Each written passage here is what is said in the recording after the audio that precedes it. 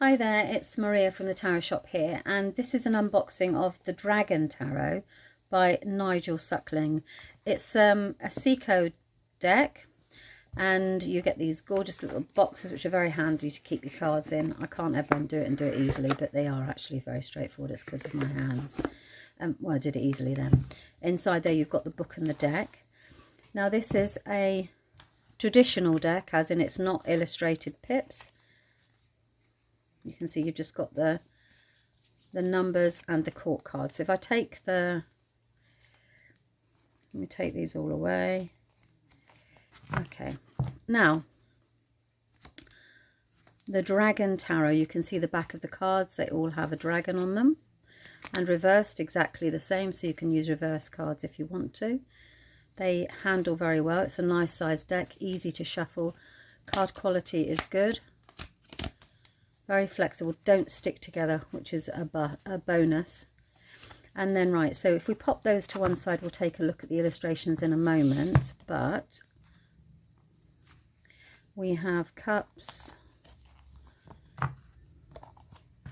pentacles. I'm just going to pull them all into the wands. Pardon me, I'm desperately trying not to sniff because I seem to have picked up a stupid little cold. And the weather's turned here, so right. So the Dragon Tarot, an intro from them to the Major Arcana and Mythic Dragons. There's a lot of information around the deck. Then you have the Minor and the Four Elements, so they go very much into the elemental realm of the dragons. And then you have some spreads. Very good. And then you have upright and reversed meanings and some keywords. And as we know, I love keywords. I always say that's power, empowerment, confidence, I guess. Okay, so then you've got all of them through. 2 cards to a page for the minors.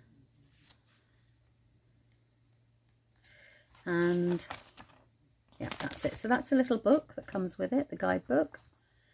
And you can see here that we've got the wands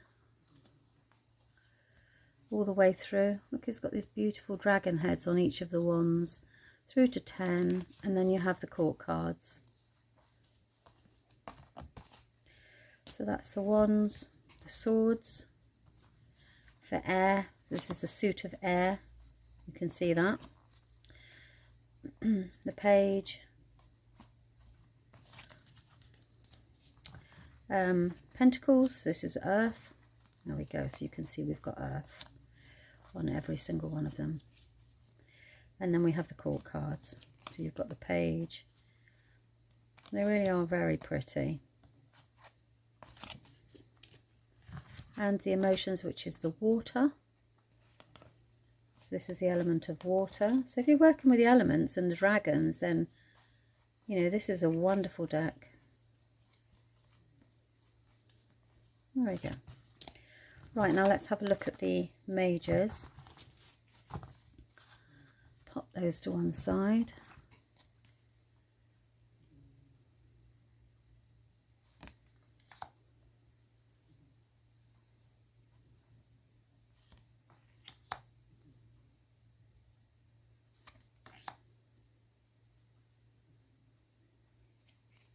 Got a dragon's leg in an egg in her lap. On the fruit of the tree, beautiful.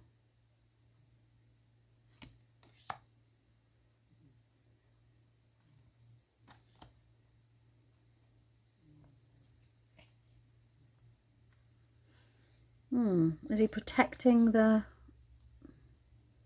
education? It's the giving and receiving of knowledge, so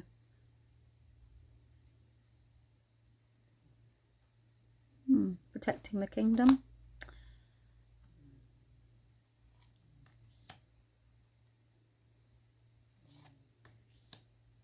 And in the book, there's a great deal of description around the characters and the dragons within the card. So you'll be able to read about them and connect a lot more with the card.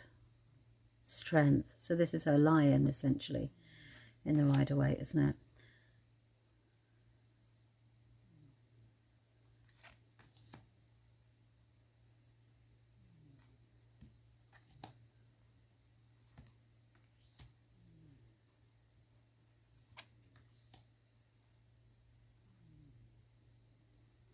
This is really good as well, because this is essentially the phoenix rising from the ashes that is caused by the chaos.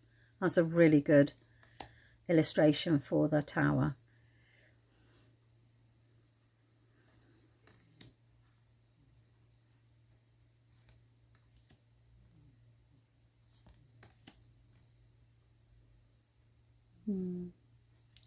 Very pretty.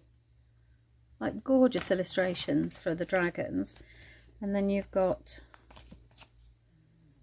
yeah, so once again, in the traditional form of tarot, in the Rider-Waite, number 8 is strength and number 11 is justice. So in the traditional, like predating Rider-Waite, essentially, these were in the positions that they're in here. So justice was number 8 and strength was number 11. And then Rider-Waite switched that, and then pretty much since then that's become the commonplace, is for number 8 to be the strength, and sorry, I was out of shot then, and then 11 is justice. So they're switched. I don't actually know why he did that. I've got no idea. I just know that he did, and I've never really thought about it, to be honest. How accepting is that? Okay, so those are the Dragon Tarot, a Seco deck by Nigel Suckling. I hope you found that interesting. Please let me know what you think in the comments. Thanks very much for your time. Bye bye.